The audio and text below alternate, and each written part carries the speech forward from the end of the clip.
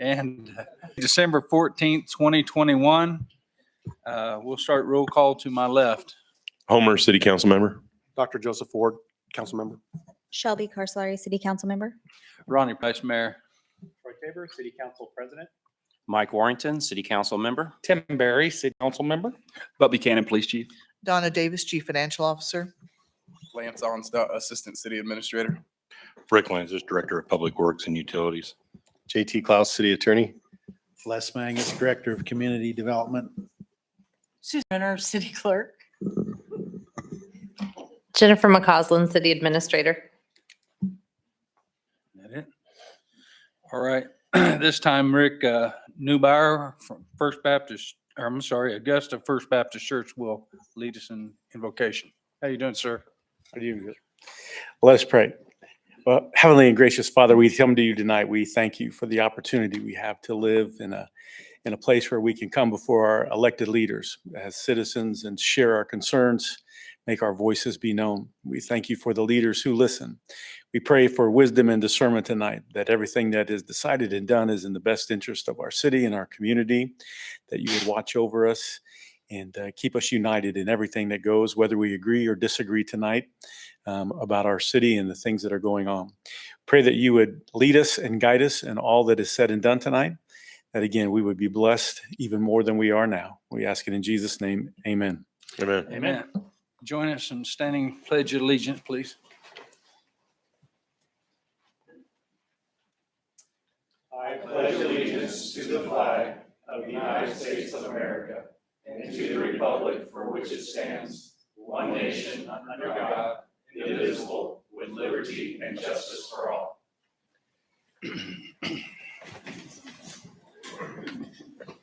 All right. Man, we got a crowd tonight. This time we'll open for a public forum. If you have something you'd like to say, keep it short. Name your name and address, please. Perfect. Public forum closed. Thank you. Nice. Acceptance of agenda. Mr. Mayor, Yes, sir. I move to accept the agenda as presented. Second. Any further discussion? All in favor, say aye. Aye. All opposed, nay. Motion carries 6-0. 7, Police Department Award. Police Chief Buchanan. How you doing, sir?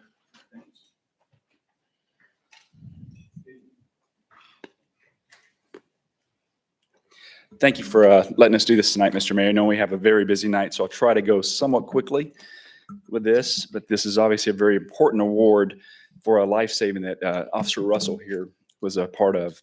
We also have the family here tonight, the young lady that was a part of this, so thank you for being here.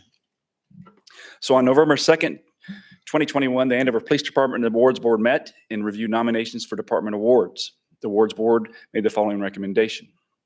A life-saving award is to be honored and confirmed upon any member of the department whose actions directly contribute to the saving or significantly prolonging someone's quality of human life. This award will be presented in the form of a ribbon bar and certificate for sworn members. Officer Katie Russell was nominated by Captain Ben Graber and Lieutenant Mike Hampton for a life-saving award. On August 11th, 2021, a young man brought a girlfriend into the lobby of the Andover Police Department. The girl was unresponsive and upon checking, found to not have a pulse or breathing. Officer Russell immediately placed the girl on the floor and notified the dispatch to send over the Andover Fire and Butler County EMS. Officer Russell began administering chest compressions. After one round of chest compressions, Officer Russell reevaluated the girl and found that she had a weak pulse and was trying to breathe on her own. Officer Russell continued to administer painful stimuli in order to get the girl to respond, which she slowly did. EMS and fire arrived and administered Narcan, which revived the girl. She was transported to the local hospital, where it was later determined that she had survived. According to the email sent to Chief Keller upon his retirement, Andover Fire Captain Gary Element stated that Officer Russell's actions were not only appropriate, but resulted in the girl surviving and being transported alert and responsive to the hospital. If it had not been for the quick actions of Officer Russell, the young girl would not have survived this overdose. The committee determined that Officer Russell's actions directly contributed to the victim's survival and approved recommended by the awards board. So this time I want to give Officer Russell her certificate. Come on over here.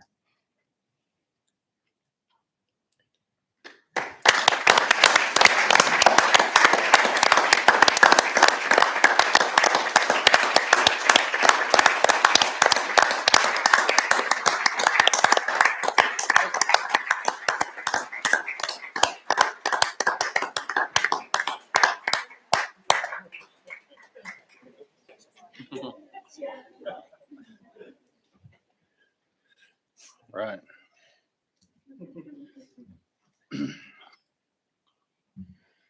There you go. Wow.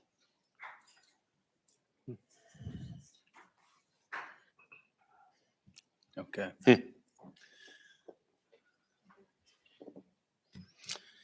All right. And that's one of the things great about the city right there. You know, our chief police and the police department, fire department, all those gentlemen, ladies and gentlemen, I'm sorry. We live in a safe community and it's appreciated by all of us, I can assure you. All right, 8-1, Andover Municipal Golf Course third quarter report. Dick Stunts will speak with us about that. How are you, sir? Thank you, Mr. Mayor. I'll try and be brief. I don't think I'll be quite as brief as Officer Russell's acceptance speech there, but I won't take up too much of your time. Real quick, excuse me.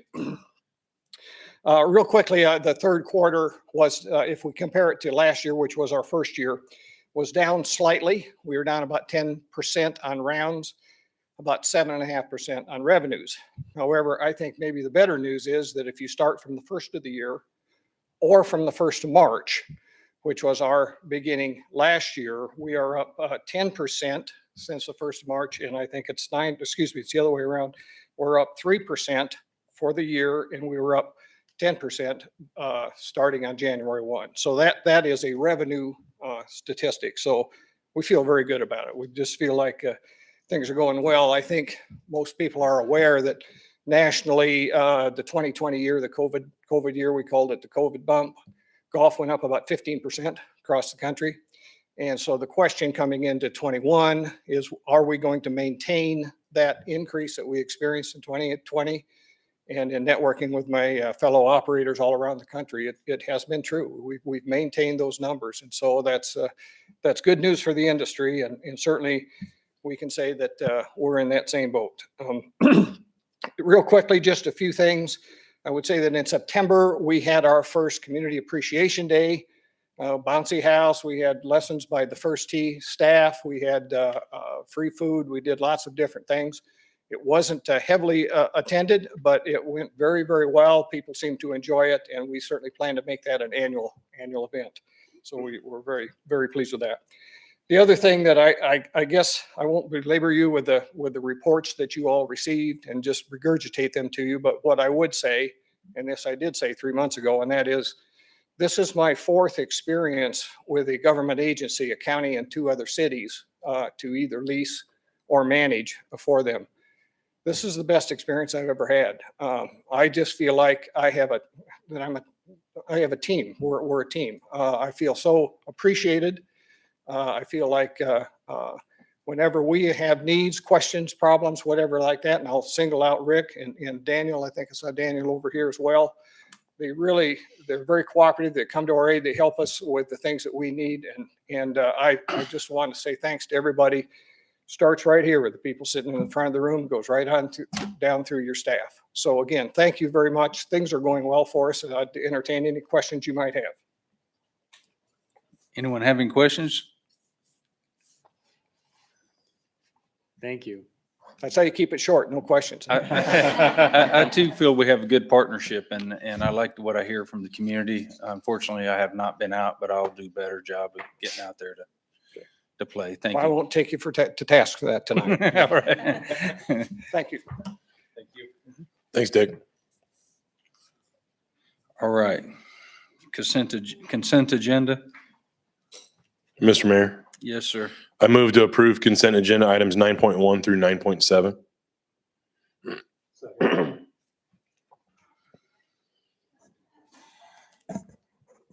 Any further discussion?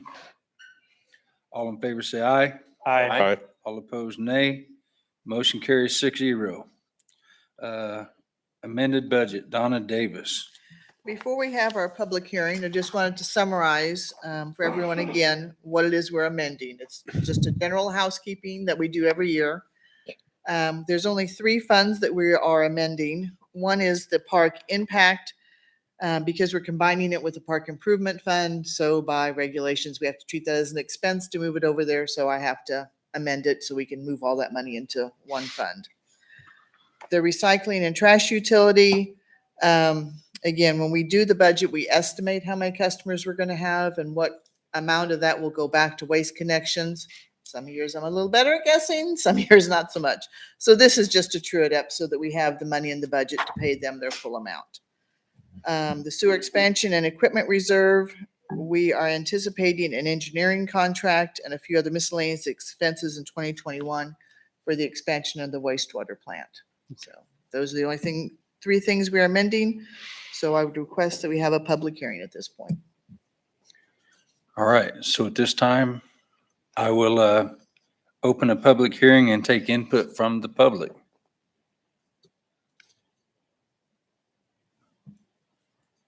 All right, going once, going twice. Public hearing is closed. 10-2, proposed amended 2021 budget. Mr. Mayor, Yes, sir. I move to approve the amended 2021 budget as presented. Second. Any further discussion? All in favor say aye. Aye. All opposed, nay.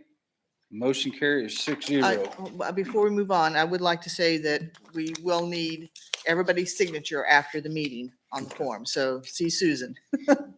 Thank you. So don't leave. That's what they're saying. All right. Do it right now. Get up here.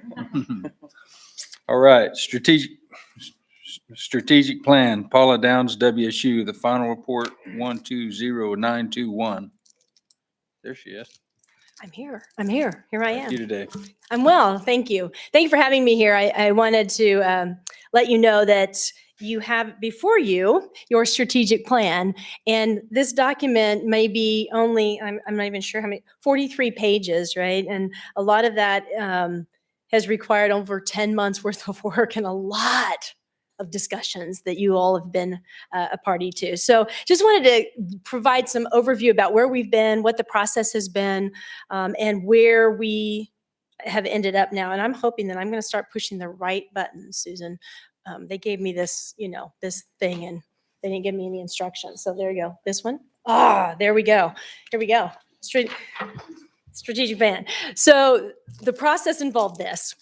When we started out with working with you all related to this 5-year strategic plan, the purpose was to create this roadmap for you all to have some information to guide any future policy or priorities or decisions that you were going to be making about what to do in the city over the next 5 years. The other one was to help you and provide a guidance for you to make financial decisions and allocate those very precious resources and set some project priorities as you went forward. And the only way that we could do that is to really define a process that would help get information and feedback that you needed for you to develop goals and strategies and objectives around that. So we appointed, or you all appointed, a strategic planning steering committee, of which we had several sitting on the bench. We developed an influencing factors report, which gave you some background about what you could anticipate moving forward, or at least some things to consider as you were making decisions in setting the goals for the strategic plan. We produced or provided some economic development training, which was helpful, I think, early on to help put everything kind of into perspective about where you needed to move forward. We did lots of engagement in the area of stakeholder interviews, focus groups. We spent a lovely day at Greater Andover Days doing intercept interviews and getting some information from the citizens. Then we started developing the plan, and you all know how much fun that was, right? Yes, that's the nod. How much fun, how much good discussion we had, how much back and forth we had in consideration. And now here I am, 10 months later, presenting the strategic plan and your hard work, right, into a single document. I want to acknowledge the steering committee because they did a lot of the heavy lifting. It's not just about going into a room and starting to make up things, right? You listened, took in all the feedback. You started thinking about the broader pictures. You all spoke to your constituents. You've heard, lots of people, lots and lots of feedbacks. And to consolidate all of that into a document of 4 goals is a lot of work. It's a lot of heavy lifting. So other than those on the bench, we were fortunate to have USD 385 board president, Jennifer Seymour. I don't know if she's in the room. No. And Voronato CEO Randy Brilhart. I did see Randy. Thank you for being here. And Butler County Commission Chairman Jeff Masterson to provide a Butler County overview and input. So they did a lot of heavy lifting. You all know, you were there. We were fortunate to not only have your input and you talking to people in your area and in your community to bring information in, but we also were fortunate enough to engage with various sectors of your community, including what I have listed up here. Chamber of Commerce, we went to the high school and did a lovely focus group. The police chaplains were involved. The senior center conducted a focus group. We had developers, educators, nonprofit, businesses, residents, all weighing in to what they wanted the city to be over the next 5 years. That's a lot of feedback. That's a lot of good information. This is just our timeline. I put a lot of words up here because you did a lot of heavy lifting, right? I wanted to acknowledge everything you've been through, but we started off in March, and now here we are in December, and it took that long to get this product and a direction and a vision for you all for the city. But some highlights were that we really did do a lot of engagement. We sought out feedback, and from that, you were able to take this and turn it into goals, turn it into objectives, turn it into strategies, and now the fun work really begins, right? You thought that was the hard work. That's not the hard work. Now we're going to start thinking about implementing and resource allocation. So the strategic plan, and you have the full document in its final format, but I just wanted to give a sense of where we've been. Not only did you address and create a mission statement and a vision statement and values, right? That's where we started. That's where the other things grew out of. So you can read that. I don't need to read it to you, but from a values perspective, you were committed to growth, continued engagement, sustainability, being future focused, what's coming next, not just about where we are, where we've been, but what can we do next? And potential, right? That there's a lot of potential in the city of Andover. And then this commitment to quality of life. And I think those were really strong, and those were the values that really guided the steering committee in helping create the feedback to put into the goals and objectives and strategies that you all developed. So what we've had is Goal 1, I won't read all of these, but if you have a stopping point that you want me to talk about, we can.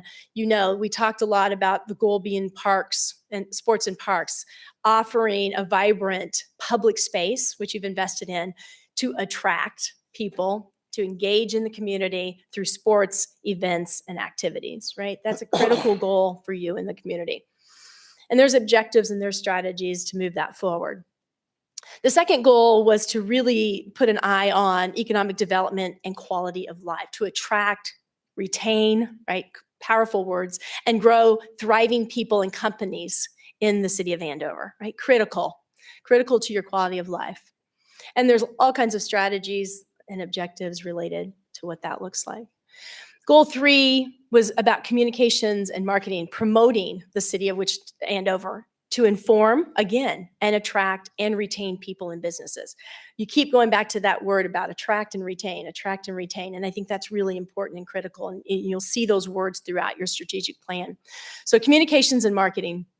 Number 4 was community engagement, creating this strong sense of community for all people in the city of Andover through education and engagement. How you communicate that, right? There's lots of strategies to do that. So, a lot of work, a lot of effort. I commend you. It's not easy. It's a lot of heavy lifting, but it sure is a great product and for you to make future decisions as you move forward with your resources. I'm happy to answer any questions. I can stand up here and say thank you 1,000 times for all your hard work because it made my work much easier. So I appreciate you all. I don't have any question, but I have a statement. I've just thank you all for what coming in and keeping us. I know it, most of the time we're like herding cats and all over the place, but it's also part of it to have all that conversation. It's been a long road, but I personally appreciate the work that you and the other folks from WSU put into this endeavor. It means a lot to us, and hopefully we can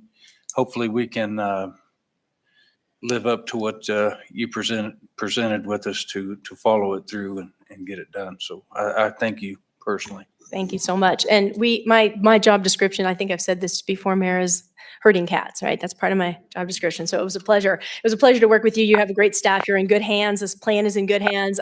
They did a lot of work trying to create people who will take the lead on this. So you'll see in your plan that you now have leads and you have a timeline. So you can, there's some expectations that have been set for year 1 through 5. And I think that your staff they're dedicated and they've set the priority. And so I think you're going to be very successful. When I check in on you in another year, I'm sure all the boxes will get checked. Yeah.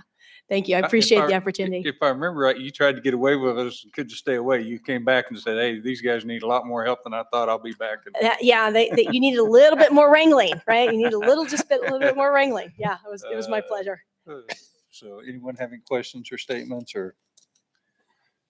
No, Mr. Mayor, I just want to say thanks. I know Randy's here, but Jennifer and Jeff, I mean, us as city council, we and city staff, we had a vested interest in getting it done. But the folks from the public that offered their time and talents for this, it should be commended, and I just appreciate you guys. Mr. Mayor, I have a Yes, sir, question or Mike. comment. Jennifer, how can we keep this at our forefront at all the times instead of letting this, be back in December and we're having to go back and keep looking for it? And is there a way for we can kind of keep this on as a top of our line item, and so we can always be fresh in our mind? If I can be so bold, I'll say great minds think alike, Mr. Warrington, because I was writing down here, promote mission, vision, and values, because for so many years we've said we don't have mission value statements to share. So yes, I think that we're going through a current web redesign. So I think we need to do a lot of placement and promotion through that and use our other outreach channels to let the community know what this plan says. And in doing so, holding ourselves accountable to make sure that we do keep up those timelines that Paula talked about. So yes, we will put a lot of thought into how to keep this front of mind moving forward. And you will probably hear me talk about it during budget season when we're trying to make those decisions on what should be the priority, that we'll let the plan guide us. We'll let the data guide us. Mr. Mayor? Yes, sir. I'd like to accept the strategic plan as presented. Second. Any further discussion? All in favor, say aye. Aye. All opposed, nay. Motion carries 6-0. And again, I echo what Councilman, what's his name? Homer said, that I appreciate y'all joining in and helping us. It took time away from families, your business, and all that stuff. So thank you very much. All right, this time we will do 2022 Workman's Comp Insurance. HR Director Chastity Page will talk with us. Hello. As you know, workers' comp is something that insurance is required by law. So unfortunately, it's something we have to do. I will say that just as a kind of a historical factor, we moved our business to Travelers for workers' comp in 2019. We had a initial cost savings of $35,000 for that first year. So definitely was a good move for us for that first year. We did have a premium increase in 2021, and we are looking at an additional premium increase for 2022. We budgeted 13%, and it looks like that we have received a 14.9% increase. However, this equates to $27.65 in dollars, and we are looking at receiving a coming in under budget for our health and dental. And since work comp and health and dental all come out of our employee benefits, we feel like we can easily absorb this overage.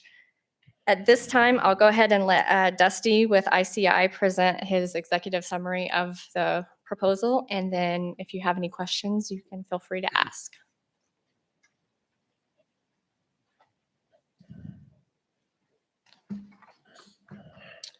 I'm Dusty Davis with ICI Insurance, El Dorado, Kansas. We've represented the city insurance program for many years now. As Chastity mentioned, we did move the work comp to Travelers in 2019. As a result, it was a great savings for the city. Following that, we moved the package, the general liability, the autos, property to Travelers as well. During that time, the work comp rate actually renews January 1. The rest of the package renews April 1. So the information I have today is basically the work comp renewal from Travelers. Throughout the process, just working through the calculations and the renewal premiums, part of the summary basically explains the main thing they look at is the loss experience, what the city has over the last 3 years. Unfortunately, it has not been great. During those 3 years that we've moved the coverage to Travelers, we're averaging a 24% loss ratio. Ideally, our companies like to see that ratio under 45% and even lower than that. So throughout that process, Travelers is the last couple of years has looked at the overall record. Truly this year, most of the increase is on what they call is they had their loss cost multipliers, their expenses they need to control the cost and the claims management. So what we did, they had a slight increase on their loss cost multiplier based on the overall experience for the last 3 years. So the result of this, the increase went from 92,376 from last year to 106,117. Truly looking back over those 3 years, it's probably over a $50,000 to $60,000 savings that we've had straight to the city, having the coverage, the work comp coverage through Travelers. Just some growing pains with the claims that we have ongoing now. Still work closely with the safety committee. We work through accident investigation, near miss reporting, safety training, quarterly inspections. All this stuff is just helps improve the safety for the city. But unfortunately, when you do have some large claims, it impacts the premiums for the city. So I'm happy to answer any questions from you all. We don't like to see increases, but truly this is just a reflection of the claims experience the city has. Mayor? Yes. What was the mod rating for the city for this last year? The expiring was a 1.16, and it actually went down to a 1.12. And I do have some a mod master is what we call it, but it's information that shows. So that's a 3-year track record for the claims experience. So the first year that's on here was a pretty good year. And then the next two that follow aren't great years. So that's where we saw the little decrease on the mod from last year. We still think that 1 is basically average. Anything above 1, there's a few things just going on there. Anything below, that's what we like to see. Were they all due to OSHA filings of safety type things, or is it more like fender benders or?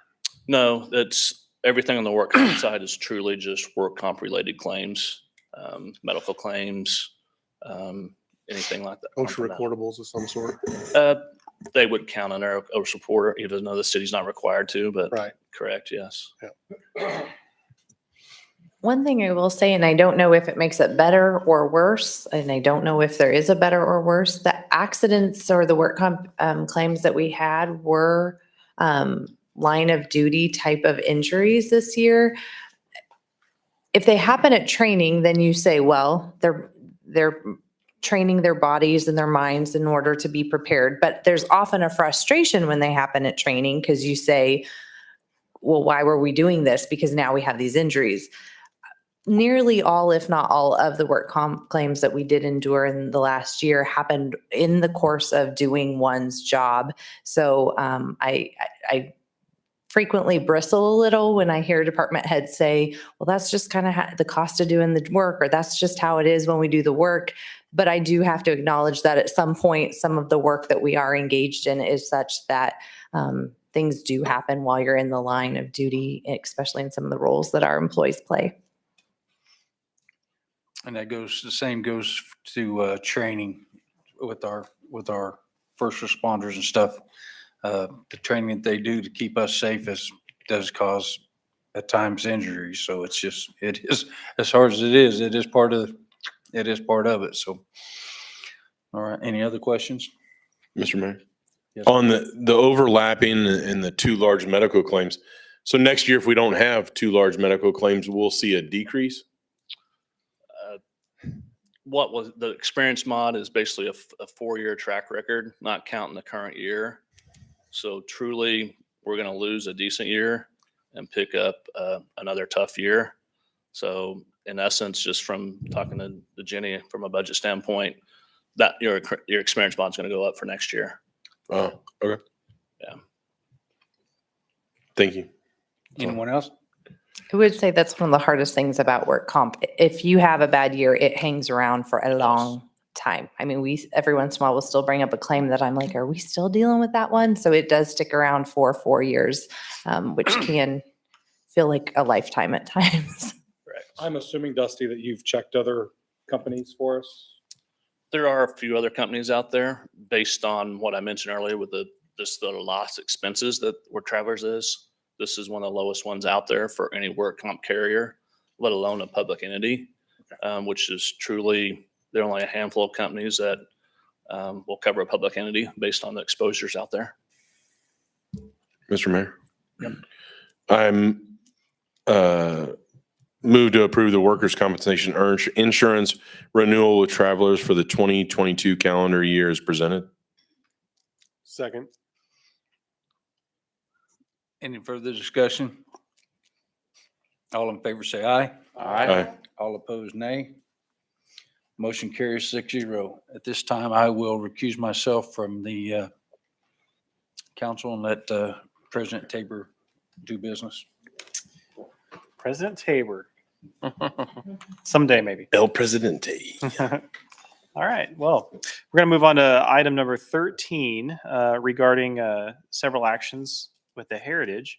So 13.1 is the Heritage TIF District Taxable GO Bond Series B 2021 bid award. I don't have who was going to actually talk about it. I would be happy to start us off, but I believe, Dustin, are you on? I think he's coming. I will tell you before Dustin Navy, your financial advisor, gets on. You there, Dustin? I am, yes. I can you hear me okay? I can. And before I turn it over to you to give the results of today's bid sale, I do just want to say this is a huge milestone in the project of the Heritage. This has been a long time coming. There was a tremendous lot of teamwork across the board to get this to present to you today.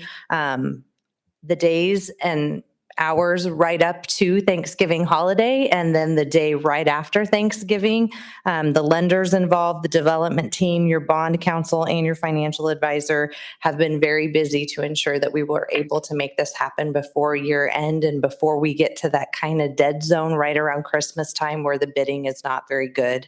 The market is not the best to go to market. So I want to thank and acknowledge everybody for a tremendous lift in the last few weeks to bring this to you tonight, including Dustin on the phone and Mr. Klaus here at the table, and of course the development team who's represented tonight.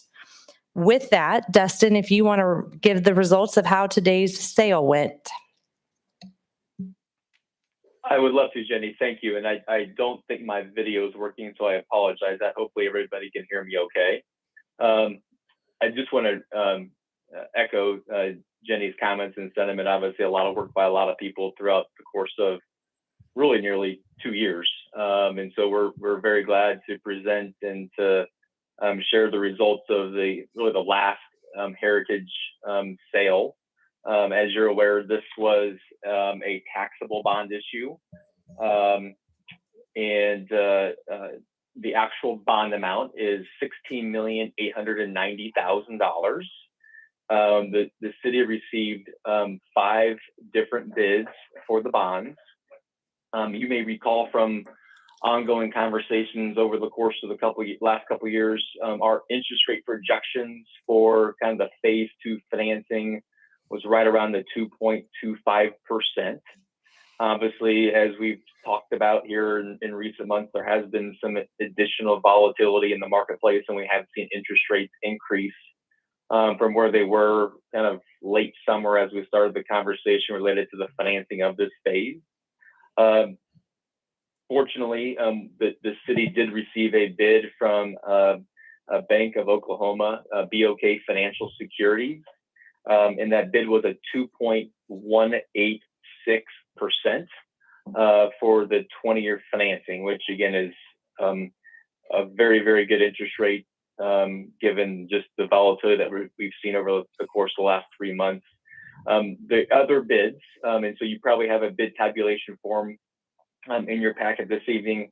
The other bids range from a 2.27%, which was the second place bid, to the 5th place bid of a 2.84%. So fairly sizable or quite a bit of difference between the first place bid and the last place bid. And so certainly we're very pleased with the results and would recommend to the governing body to award the bonds to BOK Financial. All right. Thank you for that very much. The interest rate is pretty amazing still. I think we're very lucky in the timing of all this all around. So we have a recommended action. Do we have any further questions or move on the action? Mr. President? Yeah. Mr. President, before you make a motion, I was wondering while we have Dustin on the phone, if he could explain and acknowledge why the issue was able to be sized smaller. In particular, I want everyone here to understand the premium issue.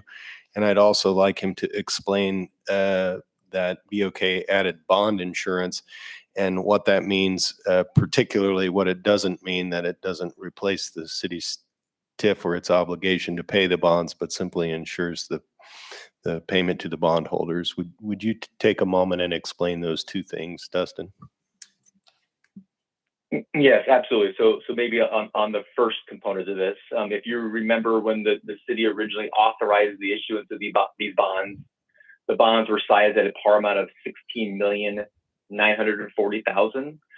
As part of the bid, the winning bidder, BOK Financial, bid a bond premium associated with the bonds. That bond premium is our city funds and count towards the source of funds used to help pay for the cost of the project, pay for capitalizing the interest payments during construction, as well as helping pay for costs of issuance. As a result of that premium, it required the issuance of fewer bonds to pay for those items. So rather than the par amount being $16,940,000, the final par amount is the $16,890,000. In addition, and going to JT's second question, the bidder also bid the interest rate with an insurance policy. And really what that insurance policy does is it allows the bonds when the purchaser buys those bonds, allows the bonds to trade with an insurance policy, which makes them more liquid to the purchaser of those bonds. And in fact, if you look at all the bids, 4 of the 5 bidders bid those bonds with insurance. And it really is just a protection, an additional layer of protection to the purchaser of those bonds. It does not relieve the city of any obligation towards the bond repayment. The insurance provides an extra layer of credit enhancement, which in this case, the purchaser thought that added value to them in purchasing the bond. So again, does not change any sort of the dynamic with respect to the city's obligation to repay these bonds over time. Very good. Thank you. Mr. President, I have a question. Mhm. So we proposed this at, or we guessed it was going to be at a 2.25 and ended up at a 2.18, what kind of savings is that? Besides a 0.07%, but I mean, what kind of money savings was that? Because I'm sure that's a pretty decent savings. So what it really does is it provides. is. Oh, go ahead, Dustin. Well, I was going to say, I have, if you look at kind of our preliminary numbers, the total interest expense on our preliminary numbers based upon that 2.25% was right around about 4.4 million. And the actual interest expense is right around 4.3 million. So really about $100,000 of interest cost difference between the interest rate projected versus interest rate received. That's good. And the point I was going to make, well, that is very exciting, is it's really just, it's not per se money saved. It's just less money is required to be received from the TIF district to repay that. So it's good. It's good news. Don't get me wrong, but it is essentially just a little bit more breathing room as we receive our TIF revenue and get that increment. Homer? Mr. President, I move to award the purchase of the taxable general obligation tax increment bond Series B 2021 in the amount of $16,890,000 to BOK Financial Securities Incorporated at the net interest cost of $4,373,701.52. Second. All right. Motion by Homer, second by Mike. All in favor, say aye. Aye. Any opposed? Motion carries. 13-2. Do I have a motion for that? Mr. President, Homer? I move to adopt an ordinance authorizing the issuance of the taxable GOB Series B 2021 bonds of the city of Andover, Kansas. Second. Motion by Homer, second by Mike. All in favor, say aye. Aye. Any opposed? Motion carries. And finally, the resolution. Mr. President, Homer?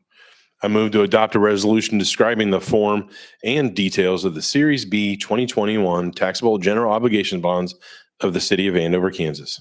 Second. All right. Motion by Homer, second by Mike. All in favor, say aye. Aye.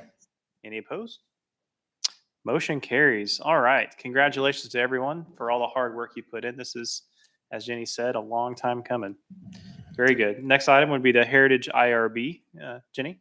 Okay, and before we get into this, I did look up and make eye contact with the chief financial officer, who I failed to mention when I was bragging on everybody who worked really hard, and that was my mistake. So please let me give kudos to her as well, because she answered lots of questions from the S&P as we were rated once again at a AA- and maintained that good rating. So thank you.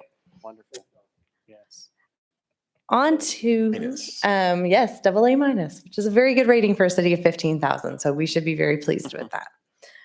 Heritage IRB. So the development is requesting tonight for you to consider industrial revenue bonds. And so I will probably have your bond counsel explain a little bit about the difference in IRBs and GO bonds. But I do want to start by saying that this request is not for additional obligations of the city. This is not a risk to the city to obligate IRBs. Those will be repaid in full by the developer. So I don't want anyone to be thinking that we just committed to $17 million in bond debt and now we're going to commit to $24 million of bond debt for the citizens of Andover. That is not the case.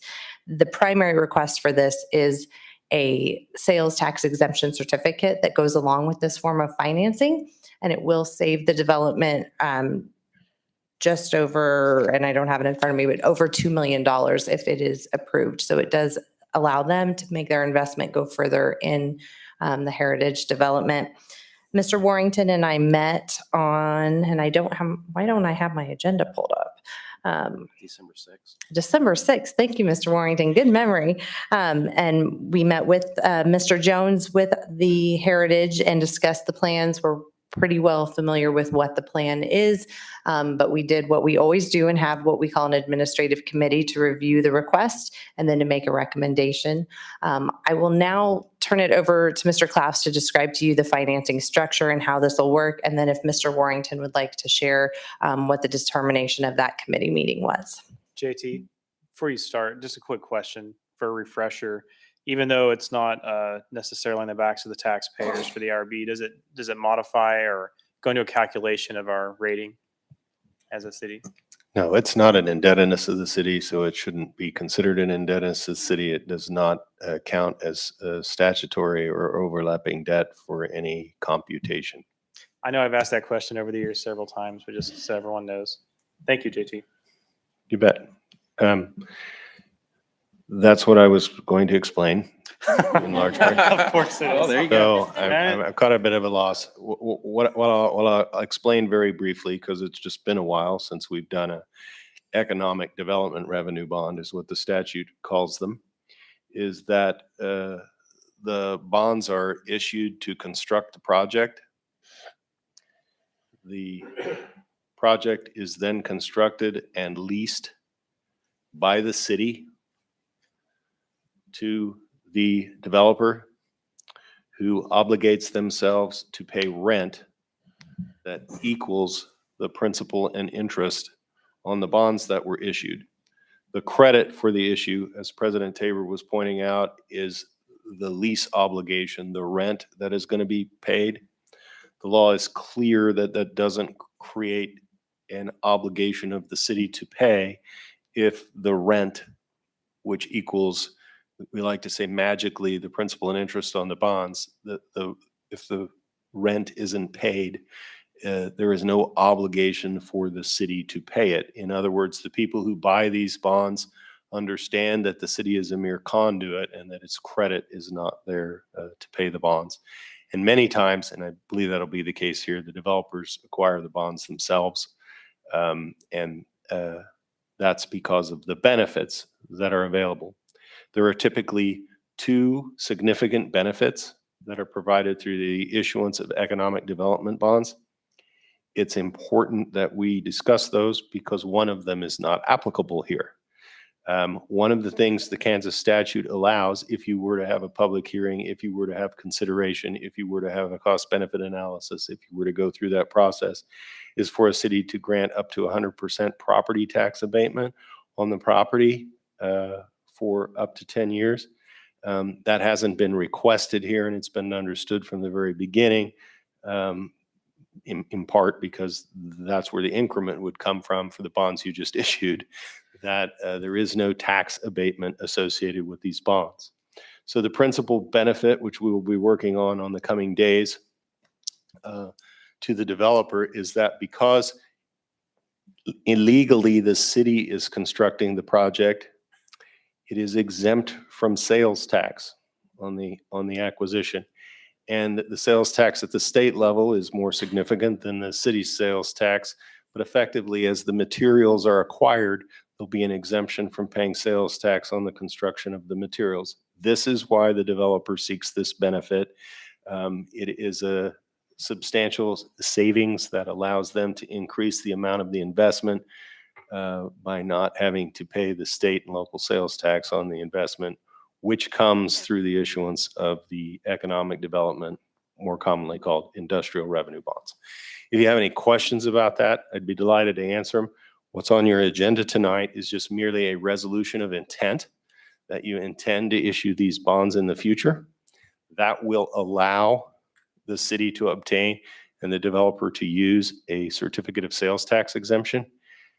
And at some point when the project is all complete, all finished, all done, their plan is, once they know exactly what it costs, is to issue the bonds in that amount, which could easily be 18 months to 2 years from now, depending on when the project is finished. That's all I had to say. Sorry it took so long. Well done. Jenny, anything further? No, unless Mr. Warrington would just like to share how the meeting went and what the recommendation was. I think it was very well said for what both of you have also mentioned, but I also want to point out that this is for the square area and not the entire development. So if you're thinking it was for all phases, it's just for this first square phase. But I deal with a lot of tax exemptions when I do government work, and it's a huge savings to be able to do that instead of bid something with tax on it. So it is a huge savings for Heritage to be able to do that, and I think it's a good recommendation. Very good. Thanks, Mike, for your input. Any more questions? Then we have a potential action in front of us. Would anybody Mr. like to President? take it? Yeah, Homer, go ahead. I mean, and I just want to say too, I mean, I think we've done these IRB bonds before for, national tornado in town recently. So, I'm all for it. Mr. President, I move a resolution indicating the intent of the governing body to the city of Andover, Kansas to issue industrial revenue bonds in an aggregate principal amount of not to exceed $24 million for the purpose of redeveloping the subject area into a mixed-use project and to pay the costs to construct and equip a multi-level structure parking facility generally located at the intersection of US Highway 54 and Yorktown Parkway in Andover, Kansas. I have a question here before you get a second. Jennifer, is that motion correct, or was that lifted from the TIF? I understood the bond issue was to build and equip a commercial facility consisting of 186 luxury apartments and approximately 43,000 square feet of ground level commercial space, in addition to a multi-level parking facility. Good catch. Yes, we can add the other purposes to Yeah, that. I believe the purposes are broader than said in the motion, and I apologize. I actually caught it because the worded version of the dollar amount on my agenda does not match the $24 million. You did the motion correctly. I just wondered if you would accept as a friendly amendment that the purposes include the acquiring, constructing, furnishing, and equipping of a commercial facility consisting of 186 luxury apartments, 43,000 square feet of ground level commercial space, and a multi-level parking facility, which I did not see in the motion. Yes, I would accept that friendly amendment. Second. All right, we have a motion and a second. All in favor, say aye. Aye. Aye. Any opposed? Motion carries. Whew. All right. We're going to wait for the mayor to come back. Oh, there he is. Someone tell the mayor. Thanks, guys. Thank you for all the hard work. We look forward to what you're going to do. Right, we're ready. All right. 2 years to get to the starting line. All right. Thank you, Troy. Yeah. 15-1 zoning amendments. Les Mangus, 406 West Mike Street, Z-2014-02. During the course of a routine zoning verification, Justin discovered that there was a zoning case from back in 2014 that never made it to the ordinance stage. It was withheld because one of the conditions the planning commission placed on the case was that the property be platted. So the ordinance was set aside. We just discovered this, so we've put together an ordinance to clean up that error and get the ordinance on the books. The property is already developed and occupied. We just have to adopt this ordinance to finalize the zoning process. Mr. Mayor? Yes, sir. Did this have any, since it wasn't zoned and someone built on it anyway, I mean, is there any potential ramifications to us or the developer or even the homeowner for this oversight? No? The property is already built. We issued the permits in error, not having this zoning ordinance in place. It's just a matter of housekeeping to get it corrected up today. Okay. Mr. Mayor. So is that the place where the reclamation had to be, wasn't there reclamation done because of a industry that was there? It was a former salvage yard Yeah. site. So we're good on all that reclamation? and Yes, things it's been replatted and Okay. All right. Thank you, Les. I'm sorry, Homer. Go ahead, sir. No, Mr. Mayor, I was just going to move to adopt the planning commission's finding of fact and recommendation for the approval for zoning case Z-2014-02 and approve an ordinance changing the zoning district classification from SF-2 single-family residential medium density district to MF-2 attached single-family residential district on the property located at 406 West Mike Street.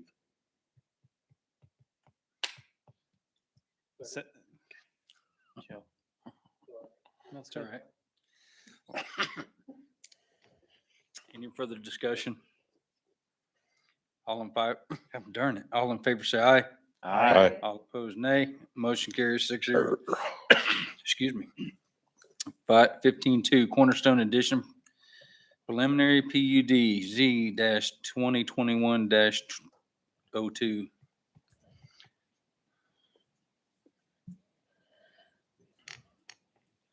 Mr. Mayor, Yes, sir. did you want to talk on what it was? Okay. The mayor has a checklist for the conduct of this. Oh, I'm sorry. I don't have I don't know who's speaking on this. I apologize. Les Mangus. Yes. This zoning case was heard by the Planning Commission back in November. It's yet another cornerstone amendment. This particular parcel is located just north of 21st Street and just west of Andover Road. It creates a new sub parcel within the planned unit development and changes the zoning district classification to a 0 lot line to accommodate some development that's very similar to the heritage high density single family residential project. Mr. Mayor, Yes, sir. just a quick question. Is this where the potential apartment discussion with zoning was before? Yes, you're correct. Oh, so we didn't build apartments. It turned out to be 0 lot line homes instead? Yes. Oh, good to know. Thanks. But also reduce the commercial area to smaller, correct? Yes, the remainder of the commercial at that location is about a 5 acre tract at the hard corner. Mr. Mayor. Yes, sir. I also attended that planning commission meeting, and I think you said something in that meeting in regards to this area has been amended 12 times. Does that sound right? How about numerous times? Yeah, at least 11 or 12 times. Yes. Okay. All right. So I just, it's been amended before, and like Mike and Troy both said that it's was going to be apartments and now not. So moving on, right? Yes. Mr. Mayor, I move to adopt the Planning Commission's finding of fact and recommendation for the approval for the zoning case Z-2021-02 and approve an ordinance amending the Cornerstone Edition Preliminary Planned Unit Development Plan to create parcel 15C and change the zoning of parcel 15C from B-3 Retail and Service Business District to SF-3 Single Family Residential 0 Lot Line District. Second. Okay, we have a motion and a second. Before we proceed, in order to assist, I would like to ask if anybody on the council needs to disqualify themselves for any reason. They have conflict of interest associated with this property. No. And No. a conflict of interest would be money coming. I'm just saying it's not because I live by there, right? That's not a conflict of interest, correct? That does not constitute a conflict of interest. And is there anybody in the audience, in an attempt to be curative, that either from the applicant or from the public that wishes to address either one of these two zoning items?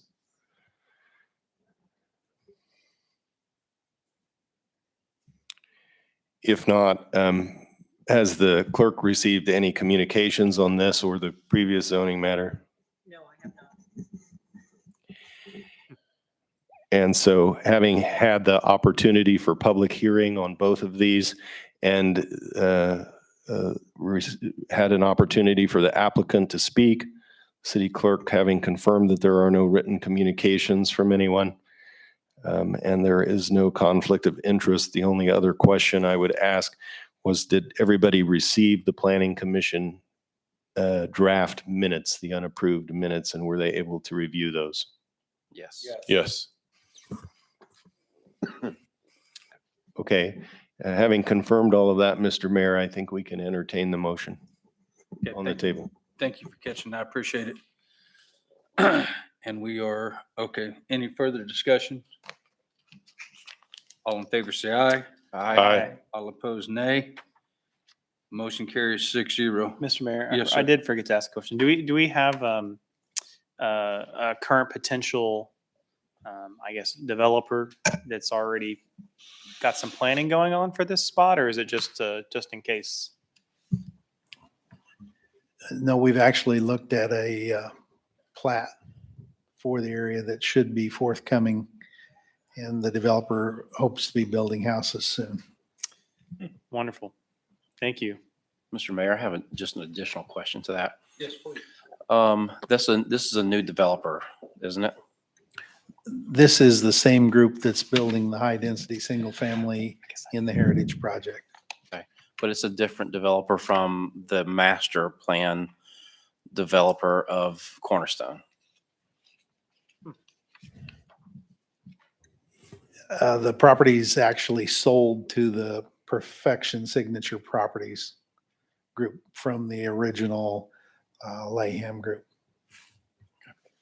I thought I had heard that, but I just wanted to double check.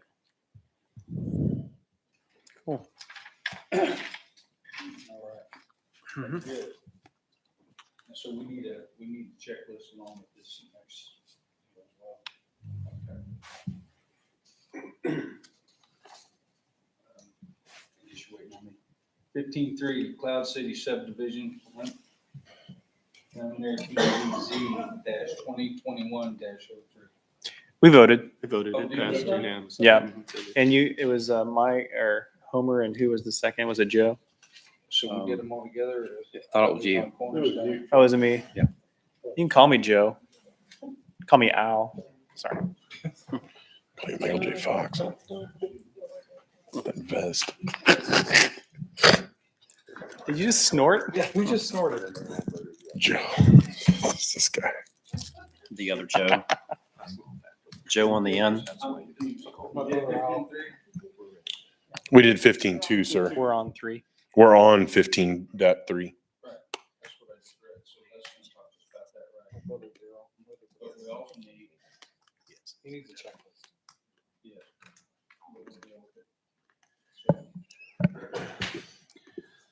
So on item 15.3, before we get the report, I'll just ask if anybody, you've already confirmed that you've received the unapproved minutes of this meeting.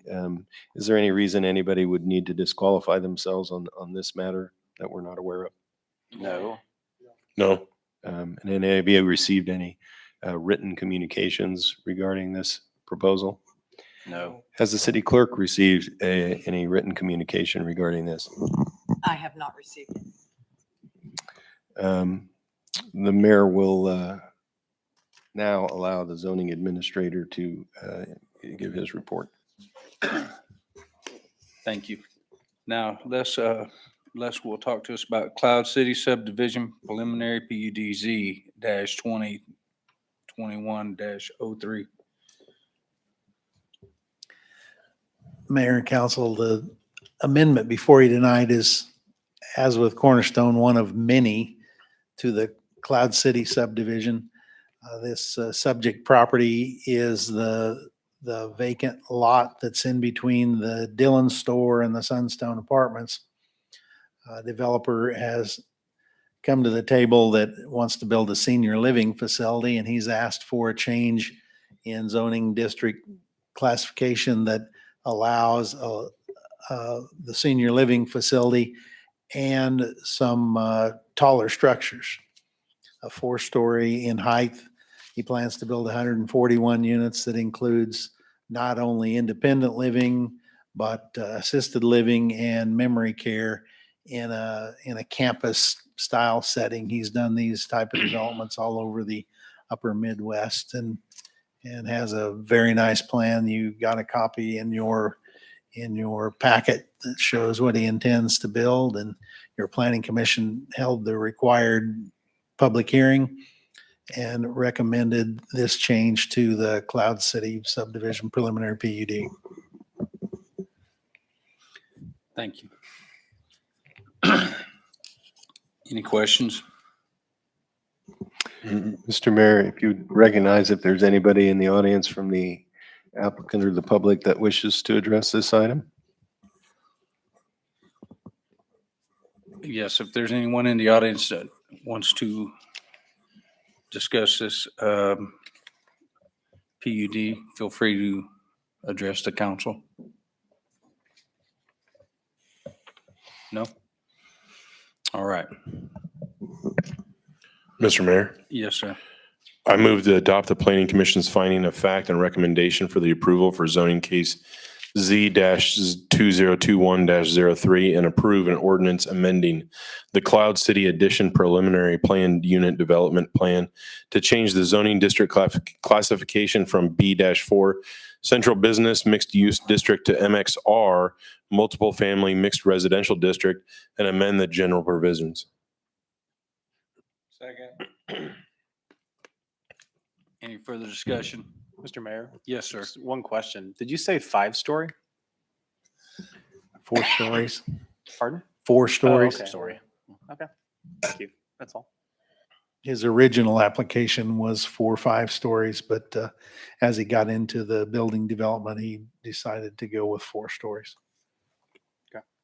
And I believe too, Troy, when sorry, Mr. Mayor, if I may, it's the site plan review, and Justin or Les, you can correct me, but going from the ground to the skyline will be the same with Sunstone. Nice. As far as the elevation change, just because the ground start is going to be a little bit lower, correct? So Sunstone is 3, this is going to be 4, but we'll still have the same sight line as the Sunstone Apartments. That's great. All right. Any further discussion? All in favor, say aye. Aye. All opposed, nay.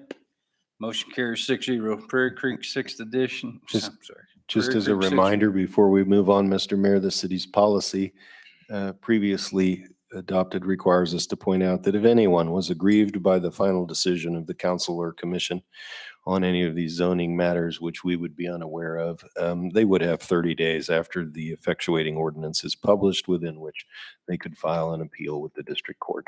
Thank you. Thank you. All right.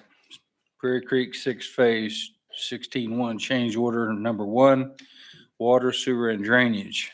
Rick Landreth will speak to us on that. So before you tonight is a change order for $64,223 for some additional storm sewer work. In our pre-construction meeting, the contractor brought up the fact that they have to pump the pond down. It's actually closer to 5 feet. I think I said 3 in my memo. However, it's due to some reasons that are going awful deep to get into, but there's some gas lines we have to be under and so forth. If we don't, he brought up the fact that this is just getting us out to a certain point. When they do the next phase, we're with the street, we'll have to repump it back down again and do this again.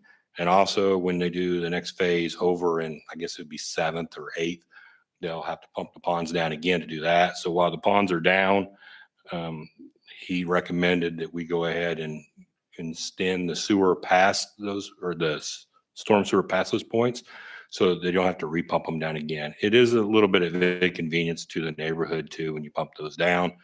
Those pumps are loud, they're noisy. We usually get complaints, but it's just a part of progress, I suppose. Normally had a lot of projects that bid well under recently, but the storm sewer part of this was well under the petition. That for whatever reason, this. So while doing it now with this change order too, if anyone has any questions, answer this.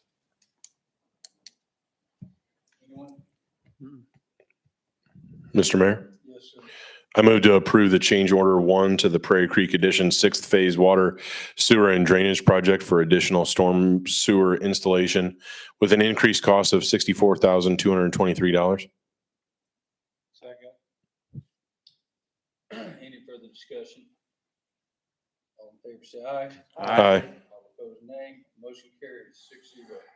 Village at Flint Hills first phase of Riverstone Reserve, repealing work order. Lance will speak to us on this. Mr. Mayor, council members, to give you a little bit of geographic context, the subject property we're going to be speaking about tonight is the southeast corner of Andover Road at 130th, directly south from the Flint Hills National Edition.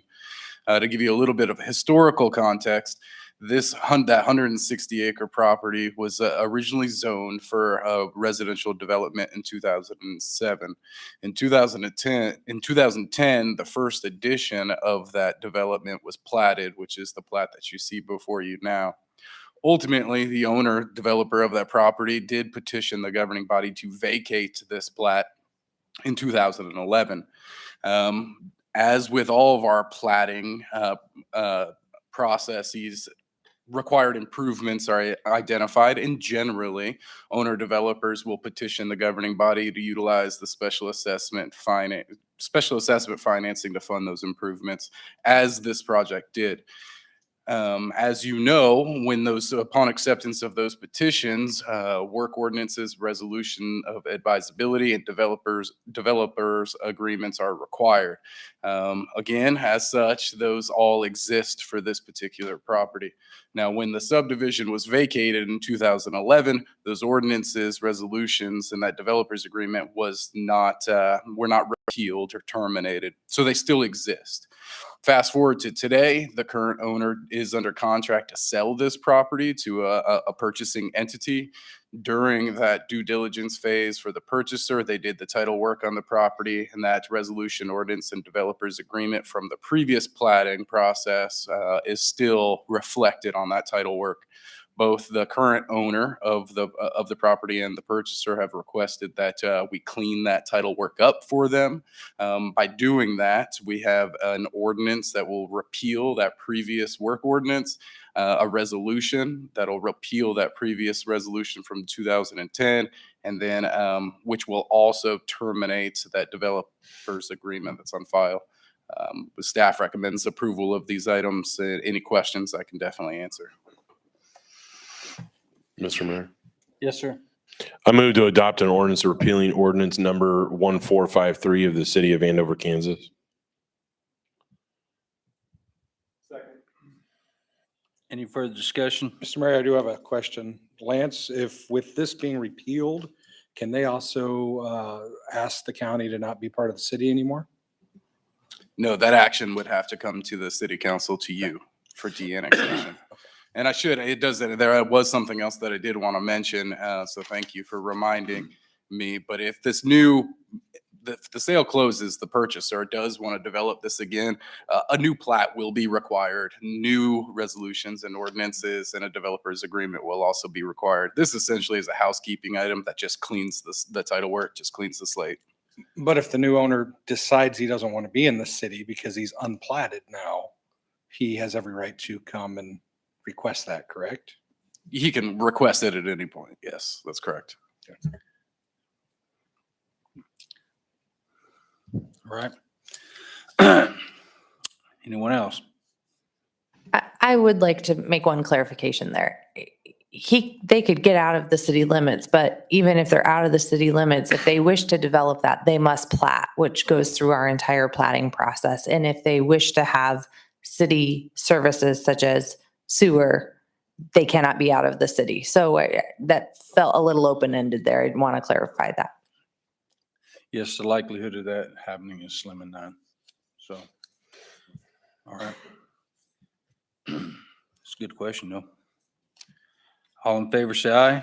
Aye. All opposed, nay. Motion carries 6-0. Excuse me. Mr. Seven. Mayor, Yes, go ahead. I move to adopt a resolution repealing resolution number 10-01 of the city of Andover, Kansas, and authorizing the execution of a termination and release of developers agreement and certificate of petition. Second. Any further discussion? All in favor, say aye. Aye. All opposed, nay. Motion carries 6-0. 18-1, Spy Site at Teradyne Estates. Final plat, Justin Constantino. Good evening, Mayor and Council. The subject property is generally located just northwest of the Teradyne Country Club at the southeast corner of North 159th Street East and the Kansas Turnpike. The applicant is proposing single-family homes on 28 individual lots of on approximately 8.52 acres. The property is zoned SF2 attached single-family residential. That's a medium-density district in the Teradyne Estates planned unit development. Water and sewer service for the subject property is served and will continue to be served by the city of Andover. The subject properties will receive access from the Cloud Circle off of North 159th Street East. The final plat was approved by the Planning Commission on June 15th of this year. Staff requests that the governing body accept the public dedications proposed on this final plat. I'm available for questions. Mr. Mayor, I have a comment. Go ahead, Mike. Just as a reminder, of some of y'all, this was probably a couple council or more ago, that this was an area that was proposed to have apartments that we voted down. I was really kind of hoping to see like a condo development go back in there, but I mean, 28 homes is nice as well. Kind of fits into the rest of the neighborhood. So that was just to let you know that that was an area that was proposed as an apartment complex. Yep, 5 that years was ago. interesting. Yeah, it was part of that. That was fun. Yeah, 4 years ago. It about wound up that way anyway, didn't it? They're packed in there pretty tight. All right, can I get a motion? Mr. Mayor, Yes, sir. love to make a motion and I move to accept the dedications on the space side at Teradyne Estates. Final planned unit development plan as approved by the Planning Commission. Second. Any further discussion? All in favor, say aye. Aye. All opposed, nay. Motion carries 6-0. 18-2, petitions developer agreement and resolution of advisability. Mr. Mayor, Yes, sir.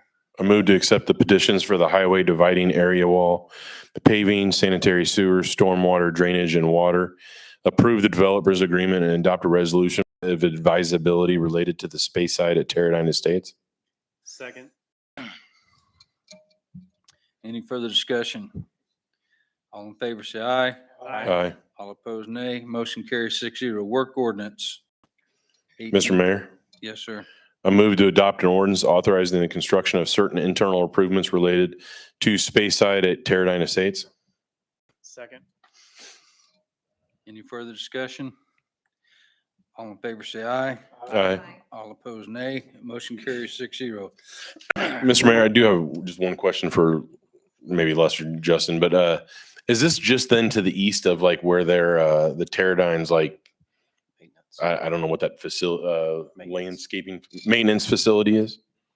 Right. It's kind of sandwiched in between their maintenance building and the clubhouse. Okay. Where the current driving range is. All right. Rural Water District Number 5, Service Agreement, Holland, 821 East 21st Street, Las Mangas. A few weeks ago, staff was approached by Mr. Holland about water service for his property at 821 East 21st Street. You'll see on the map there that, again, this is one of those areas where the city of Andover's service boundary and Rural Water District 5 have a common boundary on 21st Street. In this case, again, Rural Water District 5 has a line that crosses the frontage of Mr. Holland's property, and the nearest city of Andover line is almost a quarter of a mile away. Mr. Holland spoke with the folks over at Rural Water District 5. They said they would be happy to serve him with water, But as you know, in order to violate that agreement for service areas, we have to get the approval of not only Rural Water District 5, the owner ourselves, but the city of Wichita. This agreement is just kind of become a boilerplate for these situations when they arise, and we will circulate the agreement to all of the parties and hope to someday soon be able to get Mr. Holland some public water for his property. Mr. Mayor, Yes, sir. I have a question for Les. So are we, so there's three entities or whatever that need to approve it. Are we first or are we third? You know, we've done it both ways, where we were first and where we were last, and it really makes no difference because all the entities have to sign before it's an agreement. At this time, though, has anyone else signed it? No. Okay. No, the city of Wichita takes the longest lead time. They are months in legal review and final signature by their city attorney. Mr. Mayor, Yes, sir. who's on the hook for the paying or the project at this point to service this one individual? The water line. The water line, the public portion of the water line already exists. Rural Water 5 has had a line out in that area for many, many years, back into the 1980s. Mr. Holland will pay a connection fee to Rural Water District 5. And part of this agreement is that if the city of Andover ever has water lines out in that area, that Mr. Holland will have to give up that Rural Water District service and connect to the city of Andover lines. Gotcha. Mr. Mayor. Yes, Tim. I move that we approve the agreement between the city of Andover, Mr. Cody Holland, Wichita Water Department, and Rural Water District 5 to allow Rural Water District 5 to provide public water service to the property at 821 East 21st Street. I'm assuming Andover, Kansas. Second. Mr. Mayor. Yes, sir. So my understanding with rural water districts was that we could never service anybody that's within the district due to some, I don't know, some federal law where they own or they use all of their existing water connections as collateral for the federal loans. It's income. Is that correct? You're absolutely correct, Troy. Only in this instance, it's just the opposite. The rural water district is stepping outside of its boundaries to serve a property that's in the city, not the city crossing that line into the rural water district service area. And so we're not, I mean, once they serve, I guess this agreement would actually be the agreement that would alleviate that, my question probably, but once they serve, it does not become part of that federal mandate that they can't give it up later. It does not become a part of their service area. Those service areas are legally described. And it have a doesn't matter boundary. how long it is. If it's 25 years from now, it's Correct. still, okay. Correct. Not that that really matters, but I just, We're not amending the boundaries. We're just allowing an exception temporarily. So if we run a water line down 21st Street to his neighbor's house at some point in the future, he would have to, at that point, tap into ours. Correct. As would, let's see, I believe there are two other properties in that same stretch that are in our service area, but actually being serviced by Rural Water 5. Anything else? All in favor, say aye. Aye. All opposed, nay. Motion carries 6-0. Wastewater treatment plant expansion design agreement. Rick Landsworth. Mr. Mayor and Council, a little over a year ago, we started on this process to do a comprehensive wastewater treatment study on our treatment plant and our collection system. The results of the study weren't overly shocking to us. The collection system basically is in excellent condition. It identified one item that needs to be addressed, and that is also included in the design phase for this as we're going forward. I would venture to guess there's not too many cities out there that could do a study system on their collection and can make that statement. So that's great news. We're not looking to have to dump a bunch of money and to maintain something. It's been maintained properly up to this point.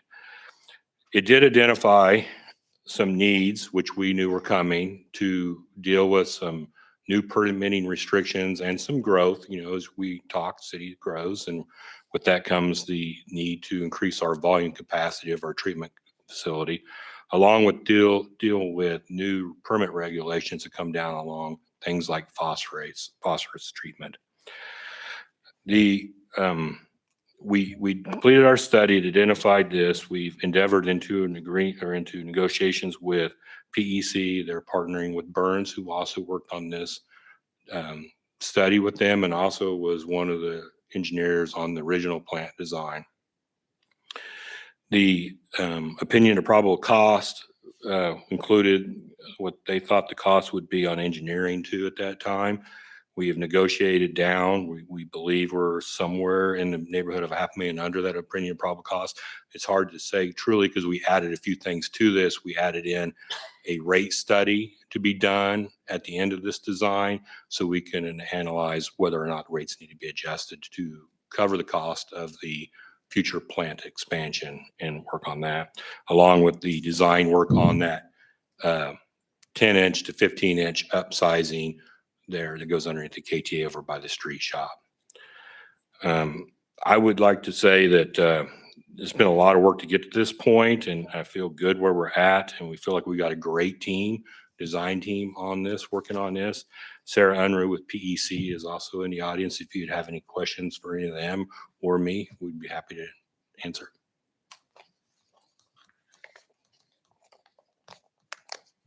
Anyone? Mr. Mayor, Yes, sir. I move to approve the work order 21-11 with Professional Engineering Consultants, PA, Wichita, Kansas, for engineering services related to the wastewater treatment plant expansion and sewer line size upgrade in the not to exceed amount of $3,081,000. Second. Any further discussion? All in favor, say aye. Aye. All opposed, nay. Motion carries 6-0. Audit 2021 letter of engagement. Donna Davis. Before you is the letter of engagement from GBN, formerly known as George Bowerman and Knoll, for our 2021 audit. The cost has remained flat. It is the same as it was for the 2020 audit, and just ask that you approve the engagement letter.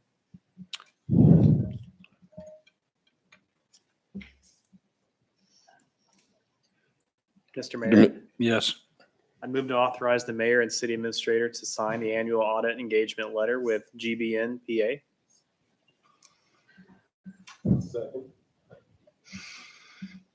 Any further discussion? Out for bid before, and we will probably look at do that again. You don't always get a lot of bids, so I know everybody likes, you know, a year ahead of time. The last time we put it out for bid, we got 2. So it's a specialized thing to do city audits. Thank you, Donna. Anyone else? All in favor, say aye. Aye. All opposed, nay. Motion carries 6-0. Opioid Settlements. Miss McCaus, I can't even say your name right. I'm sorry. That's all Jennifer. right. It's a mouthful.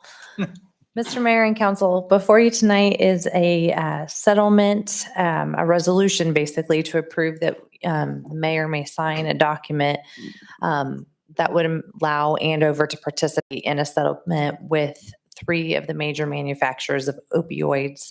This is a national settlement that has been going on for years. The state of Kansas, like many other states, decided to make a claim on behalf of the cities and local forms of government who feel the effects of opioid addiction most closely. And so what this tonight will allow you to do is to make Andover eligible to receive funds to fight opioid addiction. I've spoke to Chief Buchanan to ensure that there is lots of opportunities to utilize the nearly $75,000 that we seem to be eligible for at this point based on the formula they've came up with and our population, from training, Narcan, items like that. And if Chief would like to talk about any of that, I'd be happy to have him do so at this time. Yeah, tonight's a perfect example in the award we gave. Currently, we work with the fire department EMS, but if we had been out on the street and this young lady, she would have been gone.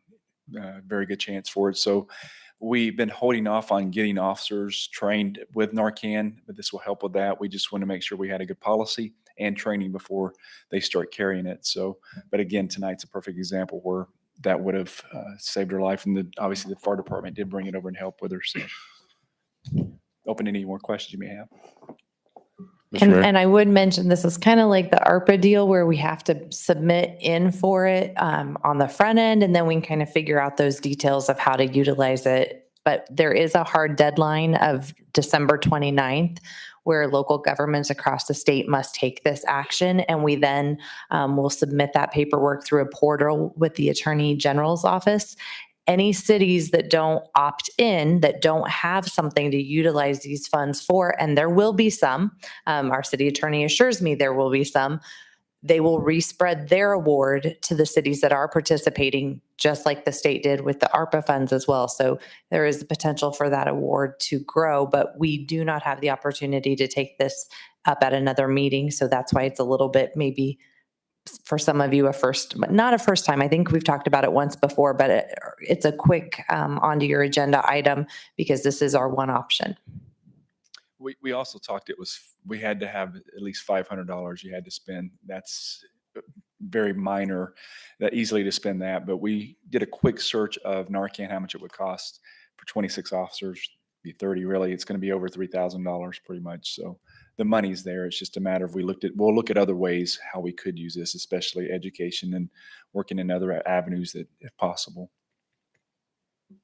Mr. Mayor. Yes, sir. Just so I'm sure on something, one aspect of this, my understanding is that for the web portal for turning this information in, that there's two different documents that both have to be in. I think one and then the other. One has to do with the original settlement, and the second one is that individual cities, just a few of them in the state, sued separately, and then so they could have just received a full amount of what their settlement was, but they went ahead and spread it amongst everyone else too. They kept a majority of it because they spent the time with the lawyers and such, but that was the second one. I just make sure that, because I didn't see the second, that there was two items in here, but. So you don't have to take the recommended action will take care of that. Both items are in your packet. There are two attachments there, both resolution 21 number, because Susan will number it on the flip side, and then exhibit A. And I believe that's what you're talking about, where we are releasing that we're not able to sue on our own. Okay. Yeah, I didn't realize that it was a resolution that they had requested as the thing to turn in. So that's good. Thank you. Yeah, and actually, I'm glad you bring that up. It was a really great, quick and collaborative effort between the League of Kansas Municipalities, the Kansas Association of Counties, and the Attorney General's office.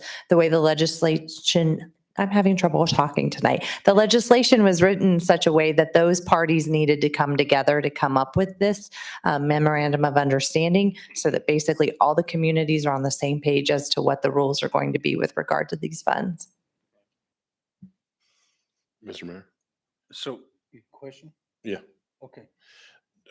In regards to the fire department, will this stock the fire department with Narcan as well, or are you guys already stocked with Narcan? One of the agreements that we have with county EMS service as part of the the EMS team, is that the county EMS agency provides almost all of our supplies. One of the supplies that's included is the Narcan. So we do carry Narcan on many of our trucks, and it is taken care of in that EMST agreement. Thank you.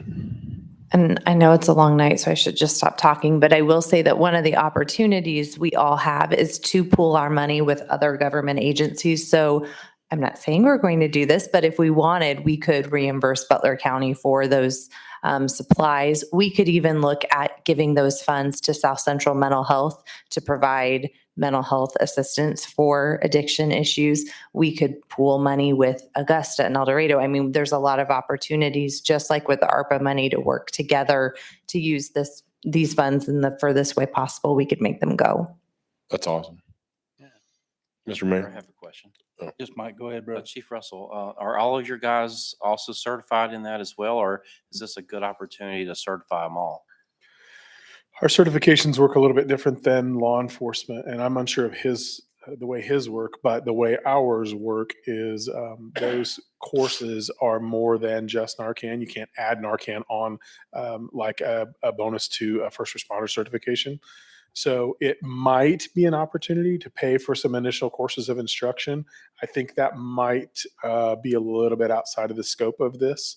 And to answer your first question, many of your firefighters are already certified to the levels where they not only are able to give Narcan, but unfortunately do it on a regular basis. Thank you. All right. So what are the downsides for us signing this? Are there any, Jenny? You don't have to accept the $75,000. I mean, that's really it. The money is gone through litigation. The money is coming from the pharmaceutical companies. I think a good way to think about that is a lot of people have some philosophical feelings about taking federal dollars, and that if a local government says no, then we're not helping build a deficit. This isn't those dollars. This is money that has been received through a lawsuit of pharmaceutical distributors and manufacturers. We're waiving our right to sue as well. Correct. That is correct. So yes, I guess the downside would be that you could engage attorneys to litigate on behalf of the city of Andover as a standalone if you didn't accept. Call the bull. Oh, we needed to do that already, I guess. The state actually passed a law prohibiting cities from doing that, saying we're going to do it as a state and we're going to collect on behalf of the state, and that law is uniformly applicable. So it's actually more, it is actually less of an option than even that. So what they need, of course, in order to achieve that settlement, as I understand it, is to have everybody who will be receiving the monies fully release people to receive that settlement. And so this is kind of your opportunity to do that, and the resolution the Attorney General has approved. And I really see it as a sort of a take it or leave it resolution. Mr. Mayor. Yes. Go ahead if you're. No. I move to adopt a resolution approving the execution and delivery of an agreement to release and assign the city's opioid claims to the Kansas Attorney General and certifying the costs attributable to substance abuse and addiction mitigation in excess of $500. Any further discussion? All in favor, say aye. Aye. All opposed, nay. Motion carries 6-0.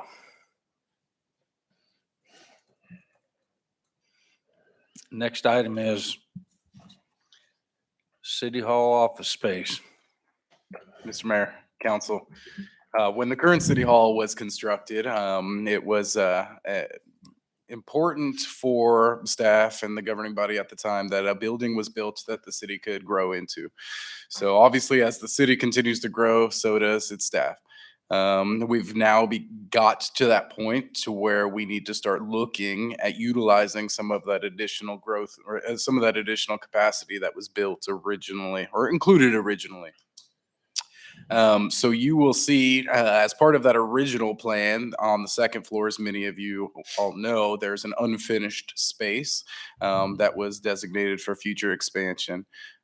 So the staff has negotiated directly with GLMV Architecture, who was the original designer of City Hall, to complete a project in 2 phases. The first phase is to look and develop multiple concepts for finishing this space.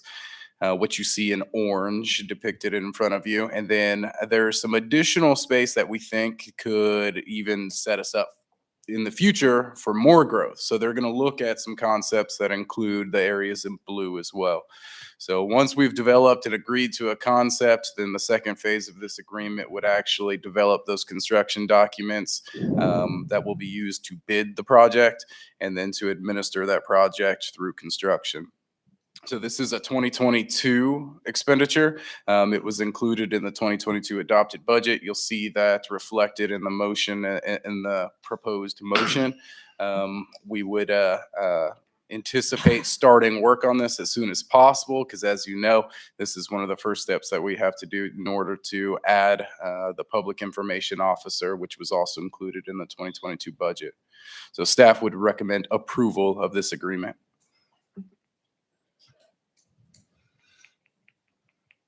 Mr. Mayor, Yes, sir. move to approve a budget year 2022 amendment with GLMV Architecture, Wichita, Kansas for professional design services related to the Andover City Hall second floor remodel in the not to exceed amount of $15,700. Second. Any further discussion? All in favor, say aye. Aye. All opposed, nay. Motion carries 6-0. Site Plan Review Committee member Justin Constantino will talk about mayoral appointment. Good evening again.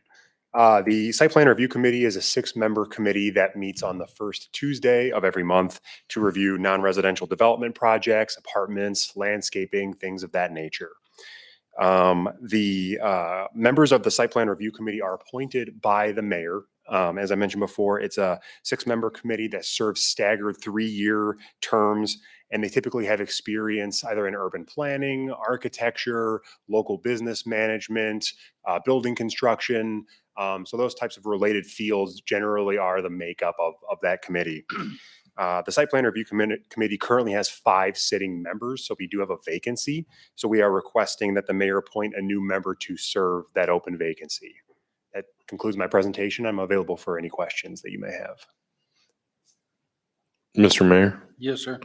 I move to approve the mayor's appointment of Matt Linky to immediately fill the vacancy created by the resignation of committee member Don Kimball. Any further discussion? All in favor, say aye. Aye. All opposed? Motion carries 6-0. Did Thank you want you. us to have him stand up and walk up here and talk? Yeah, It's of like- course we do. It's like to introduce yourself. Come on up, man.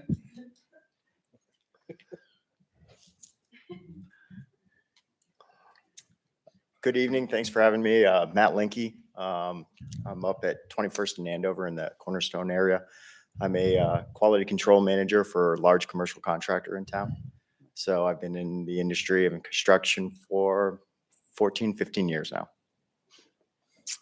Awesome. Thank you for doing this. Hey, you're welcome. Yeah. Hey, you got the Oh my memo. goodness. Appreciate that. Same Taylor. Thanks for volunteering to be part of the city and help with the Site Plan Review Committee, Matt. That's awesome. Yeah, for sure. And if anybody has any questions for me, here to answer. Do you know what you're getting yourself into, young man? I do a little bit. Yeah. Yep. Actually, Justin and Lessa just stepped out, have been pretty helpful in answering any questions I've had. So. All right. I don't know if you've met him, but the mayor, a very handsome man, it can be quite the nuisance. Do we have a new mayor? So, but The old one get repealed? Or? but thank you for doing this. I appreciate it. Yes, certainly. All right. Thank you. Thanks, Matt. You're welcome, Sue. Executive session. I was looking for somebody to say something. Executive session, land acquisition KSA 75-4319B6. Mr. Mayor, Yes, sir. I move to recess into executive session for preliminary discussions relating to the acquisition of real property per KSA 75-4319B6.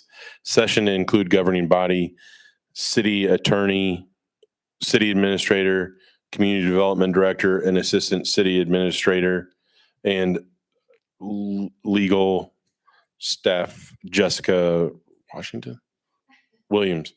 The open meeting will resume at 8:55. Second. All in favor, say aye. Aye. All opposed, nay. Motion carries 6-0.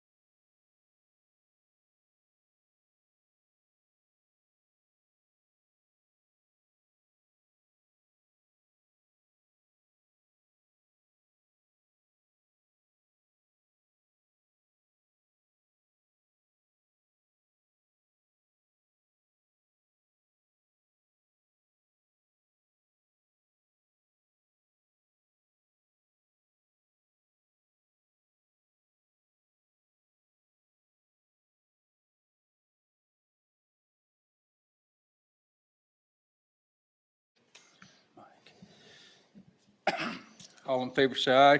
Aye. All opposed, nay. Motion carries 6-0. Mr. Mayor, Yes, sir. I move to recess into executive session for preliminary discussions relating to the acquisition of real property per KSA 754319B6. Session to include governing body, city attorney and staff, city administrator, community development director, and assistant city administrator. The open meeting will resume at 9:15. Second. All in favor, say aye. Aye. All opposed, nay.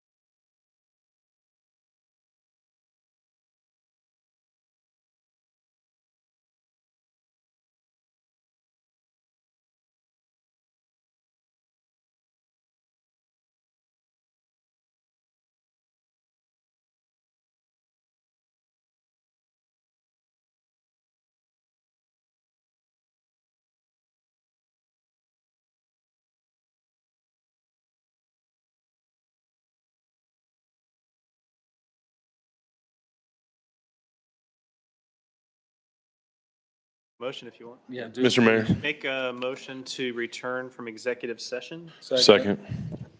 All in favor, say aye. Aye. All opposed, nay. Motion carries 6-0.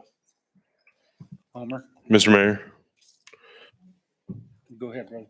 I move to authorize the Director of Community Development to offer Thomas Flynn the just compensation with administrative adjustment to purchase the street right-of-way and temporary construction easement for parcel R23223 for 159th Street Improvement Project.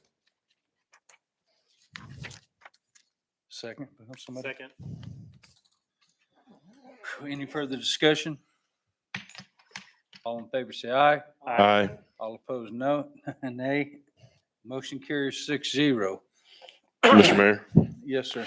I move to authorize the Director of Community Development to offer the David Cox Trust the just compensation with administrative adjustment to purchase the street right-of-way, drainage right-of-way, and temporary construction easement for parcel R23226 for 159th Street Improvement Project. Second. Any further discussion? All in favor, say aye. Aye. All opposed, nay. Motion carries 6-0. Mr. Mayor, Yes, sir. I move to authorize the Director of Community Development to offer DLD Development Company LLC the just compensation to purchase the street right-of-way, drainage easement, and temporary construction easement for parcel R21773 for the North Andover Road Improvement Project. Second. Any further discussion? All in favor, say aye. Aye. All opposed, nay. Motion carries 6-0. That it? I'm finished, sir. Yes. All right. Member items. Mr. Mayor, Yes, sir. I'd like to wish everyone a Merry Christmas and Happy New Year since this is our last meeting of the year. And if you're traveling, be safe and have a good time off. Thanks, Mike. I appreciate that. I concur.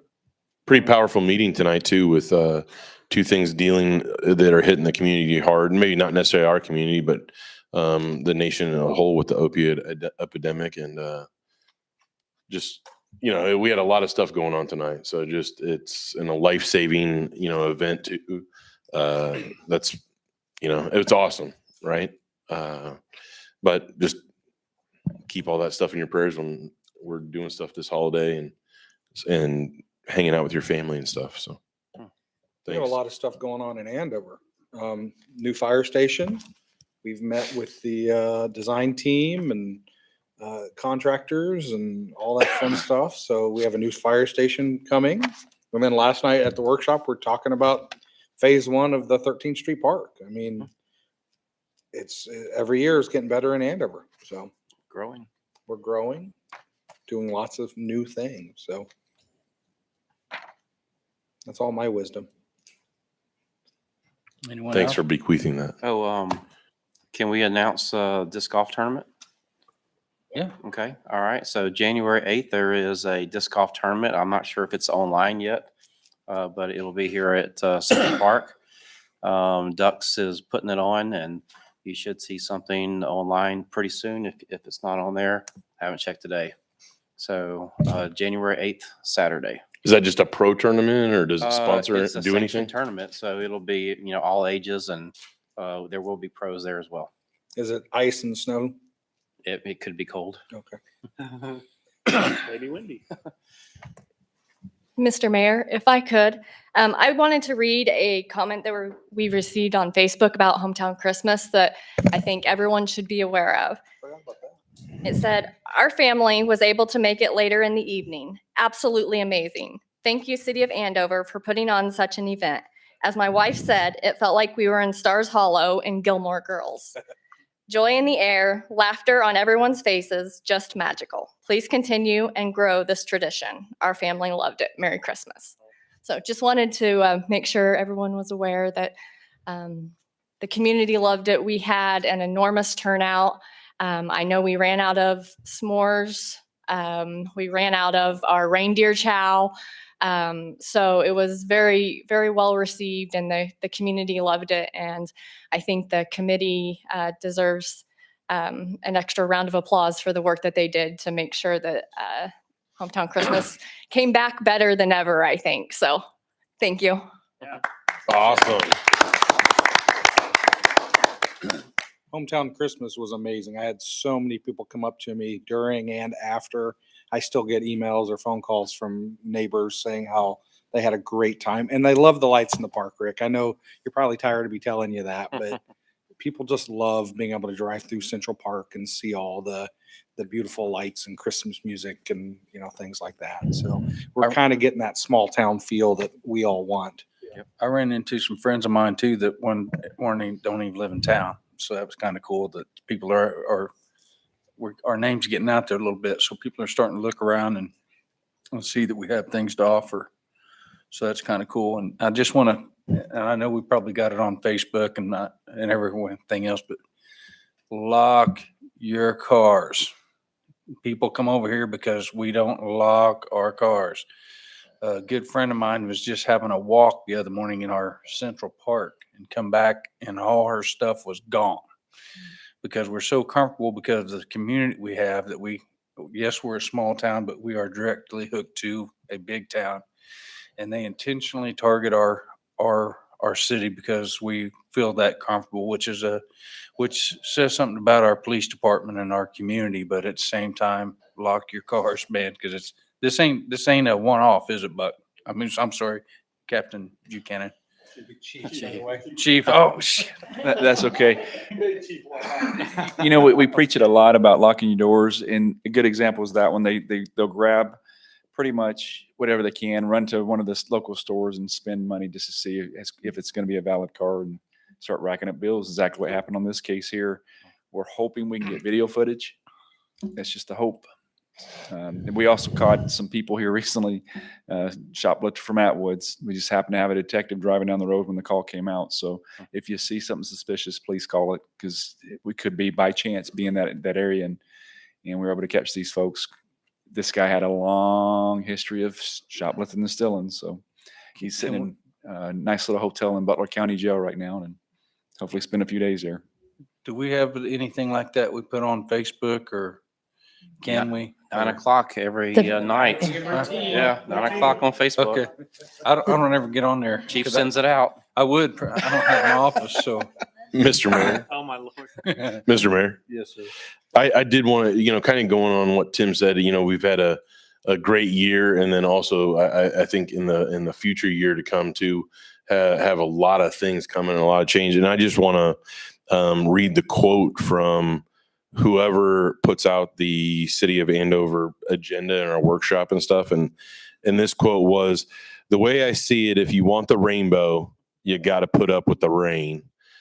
And I just thought that was pretty cool. That quote's from Dolly Parton, not Skittles, but That's why we put up with you, Homer. It's okay. right. We got So I just, I think it goes to Mayor, always says we'll be better on the other side of this. But sometimes you got to put up with some stuff. So Good job, Susan. Thank you, Susan. And Mr. Mayor, go ahead, sir. red flag warning tomorrow, please. No outside burning. I think that is probably safe to say that's not going to happen. But if you see somebody dragging a chain, call 911. If you see somebody with a flat tire driving down the road, please call. Try to get them to pull over. If you see smoke in the air, call 911. There will be no burning tomorrow. So if there's smoke in the air, we need to get on it quick. If you see Roosevelt, ask him about that, because he has some really couple good stories from yesterday or from the weekend. It's so windy tomorrow that the Blackhawks are grounded. So no air support tomorrow. So please be careful and watch out for us. All right. Staff, I always tell you, and I mean it most sincerely, and same way with the governing body. Sometimes we butt heads and sometimes we have our issues, but man, we work together well. And I appreciate all you do, to make our lives easier, and my life specifically. We get through everything. We always do, but it's been a long year, but it's been a good year, and next year will be better and it'll probably be longer. So we'll just keep swinging, right? But I thank y'all, all of you, seriously. Thank you for what you do. I appreciate it. Susan? I would just like to wish our Chamber of Commerce Director, happy birthday. Oh, yeah. I'm sure that's why Becky Wolf is not here today, because it is her birthday. Yes, it is. And she does a great job all the way around, in my opinion. So I just wanted to throw that out there. Thank you for letting me share. She's probably bold. I'm sure she's listening right now. Yeah. Yeah, yeah. Her and her friend, Jim Beam, probably. Oh my. You could have said Jim. Mr. Mayor, Yes, sir. I move to adjourn. Second. All in favor? Aye. All opposed? Motion carries 6-0. Do we come to you or? Bye, Susan. Merry Christmas. See ya. Well, that's it.